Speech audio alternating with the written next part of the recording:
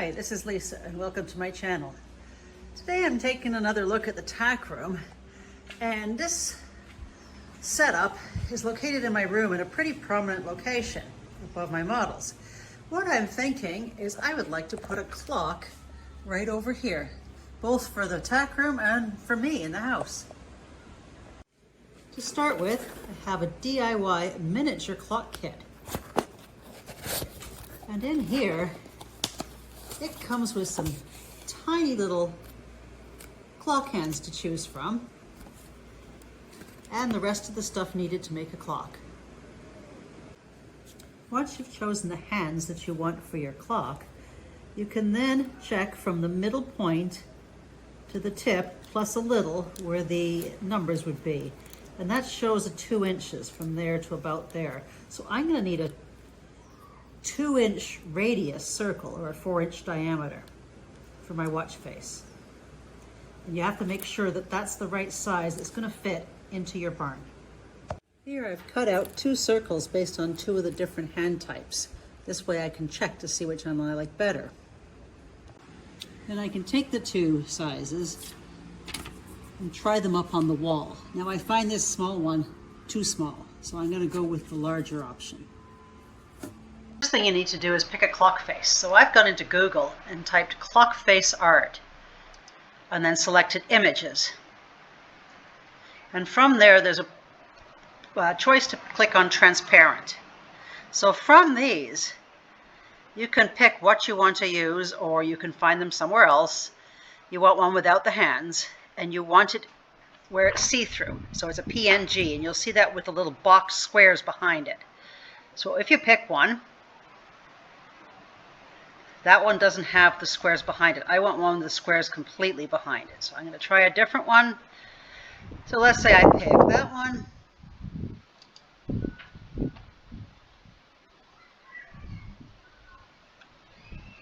And it's a free download, and I'm going to download that. When you pick your watch face, it could be any shape, any style, and you'll also find other places where you can purchase them. And this is an Etsy store, Minty Marshmallows, and you can actually purchase one of those as well. Next, I want to find a background. So I'm going to go to Unsplash.com, and then I'm going to search for different backgrounds. Now I can use just the word backgrounds. You can find the look you want. It can be abstract. You can look for gears, white if you want a white background, and search through here until you find what you like. You can search for things that are fancy with horses on, or any kind of background, gears, whatever. I'm choosing just a plain white wall because I'm going to put other stuff on it. So I'm going to click here and I'm going to download this. If you want to put an image on it, you can do that too. So I'm going to go into Google and type horse icon. You can also put free horse icon. And then you're going to go images and tools, and you want a vector image or a clip art or line drawing. And you can look through and find images anywhere. And if you pick one, and download it. Next, I went back to Google and typed in horse quotes. And then I'm just looking down at different horse quotes. So I'm going to pick one of those and wait for later on that.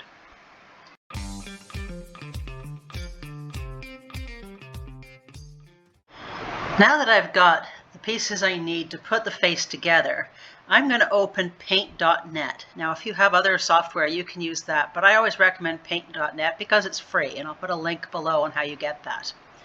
So once you've got paint.net, we're going to layer this up starting at the bottom.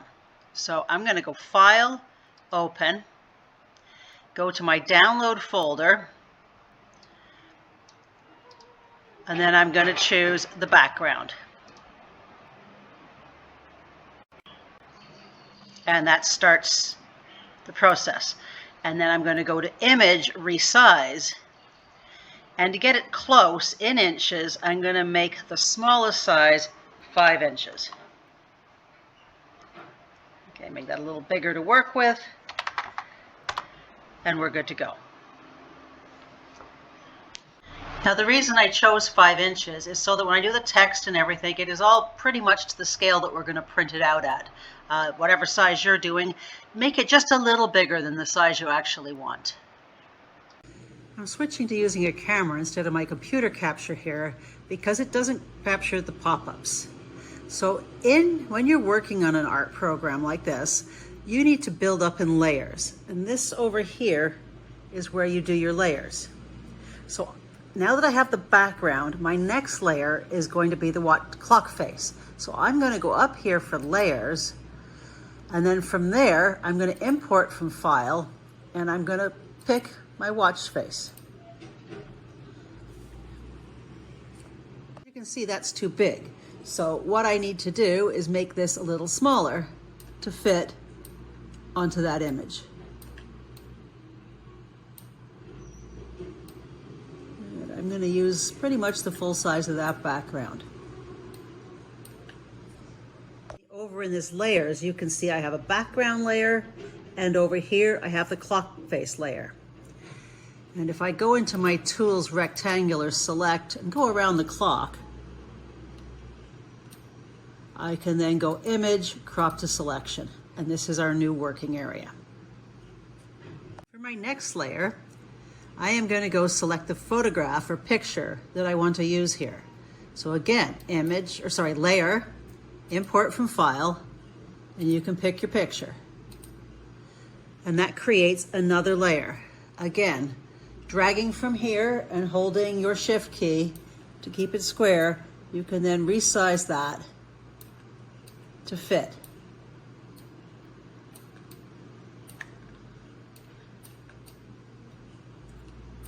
You can also layer, and you can flip it if you want. And over here, I need to drag it back, and I've got that. Here, that this 10 is covered a little. So if I go up to Tools and pick Eraser, and the size I want, I've got it quite big right now. If I click on that, because I'm in that specific layer, I can erase anything I don't want. Because the text I'm going to put over here is black, I need that image to be a separate color. Again, I'm still on my layer for this picture. I'm going to pick the color that I want, and then just click on the image, and it changes color. Now you can see that image covered my center. So if I hide that layer just by clicking it, the picture disappears. I'm going to use a plus sign over here to add another layer. And I just want to add a little tiny circle over top of the center so I know it's there. And I'm going to put that back to black. So when I unhide that layer, the center point now shows again. Another way to get rid of background stuff, like in here, there's a little bit of a problem, is if I use my tools, my magic wand, and click there, that little spot, and then push delete on my keyboard, that gets rid of any background so that your background shows through. Next, I've copied the quote I want. I'm going back to my picture, and I'm going to create a new layer again. On that layer, I'm going to do text, the text over here, click somewhere, and I'm going to change slightly smaller text for now to start, and I'm going to paste that text in there. Now using my keyboard, I'm just going to make this a little more centered.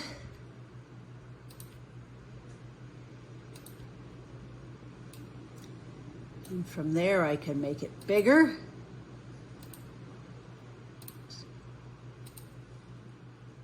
I can center it, and using my font, I can change the font.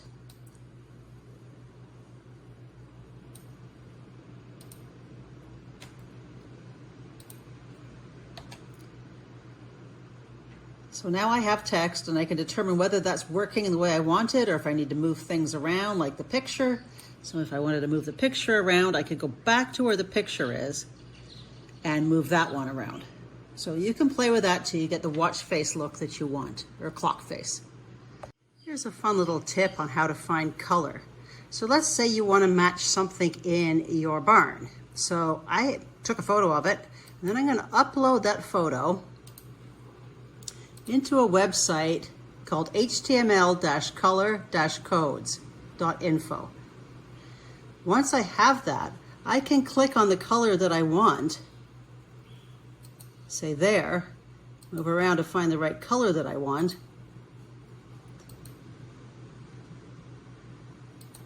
Once I have that color, it's going to give me a code below. So let's say I take that one right there. I'm going to copy that color. Then when I go back to my artwork, if I'm on the layer for that horse, I'm then going to go more, and there's going to be a place to put the code right there. And that will change it to that color. And you can move that back and forth till you get the one that you want. One thing that I had forgot to check is the middle size of the hole. So you've got to make sure when you design it that the washer that goes over top is not going to block anything. So I've just moved my text up and down a little here so that it'll work. You can work more on creating different looks here by removing layers, adding new layers, and just hiding them removes them. And they're not there when you decide to save it. So you can add and remove, and if you move these around one on top of each other, then they come forward. So you can just play with this layer box down here. So now that I've decided I'm good with mine, I'm going to go into File, Save As, and I'm going to save it as a JPEG.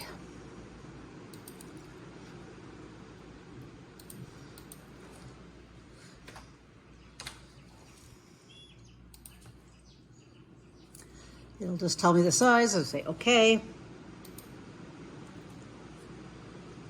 And then flatten. You could print it from there, but it's hard to get size.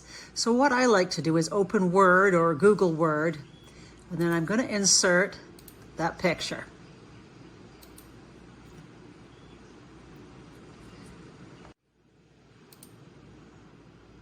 Once the picture is inserted, I can scroll it up and look up here at the sizing. So if I grab the edge and hold my Shift key, I can make it smaller to make it the size I want, which I've decided is going to be about 3 3/4 of an inch now.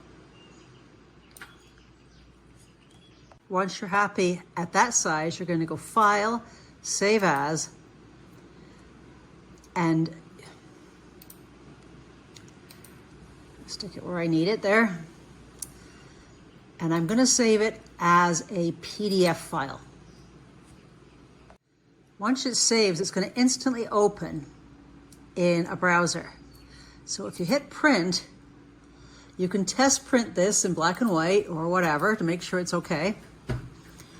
But in more settings, you're going to want to hit Scale Custom and then 100%.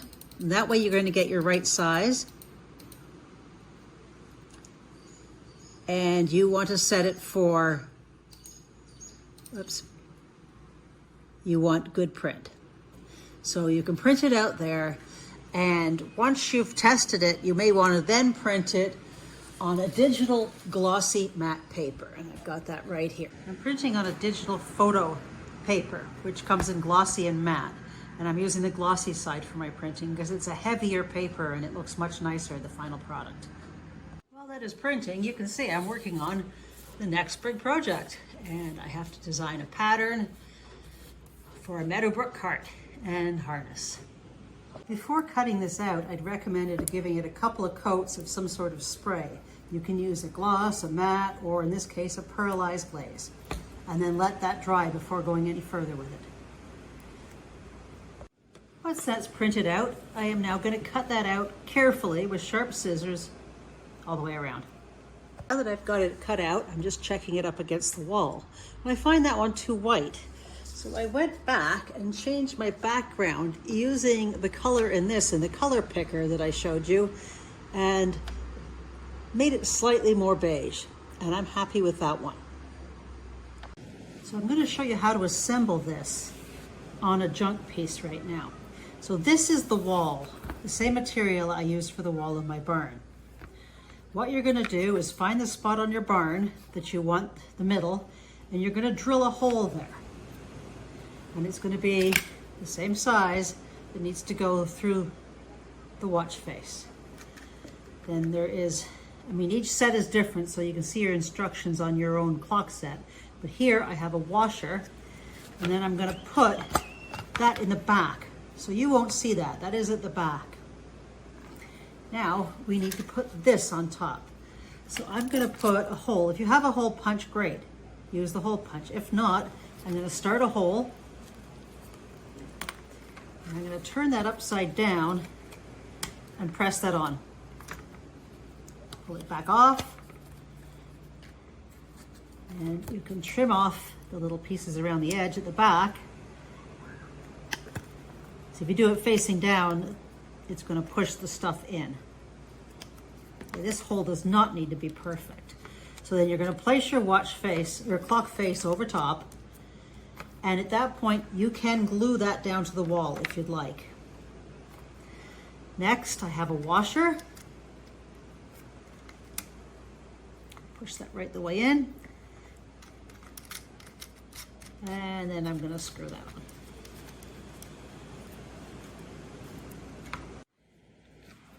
With the hour hand, you're going to push that on first, and you want to make sure that's pushed down well so that it doesn't rock back and forth.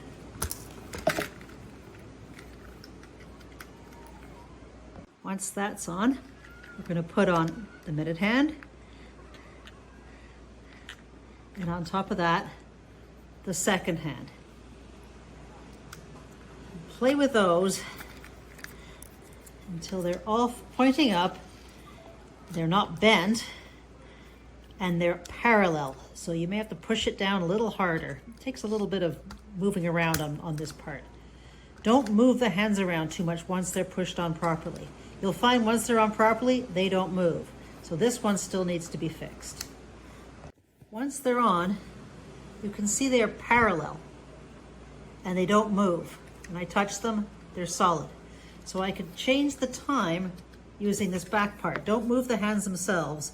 Change the time using the wheel in the back like you would a regular clock, which this now is. Once you've set your time,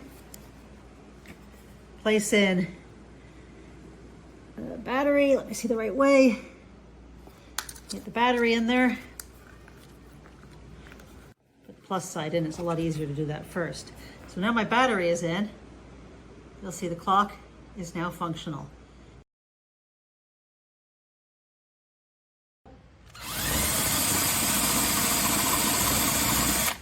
Once the hole is drilled, I pushed the main piece onto the back. Next, I'm going to take a little bit of glue around the outside. You don't want it near the middle where it's going to attach.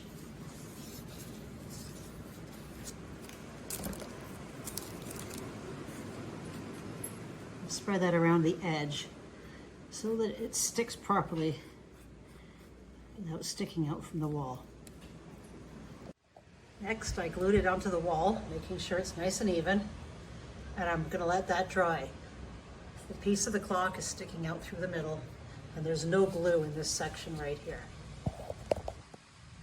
I have now attached the washer and the nut to the front and screwed it tightly, and make sure the washer is on the back as well. The three hands have applied. They're pushed on as firmly as possible, and they're parallel. I decided to leave the finishing touches to Frederick. We put in a battery, and he just set the time, and now it's functioning. We now have a working clock in the tack room.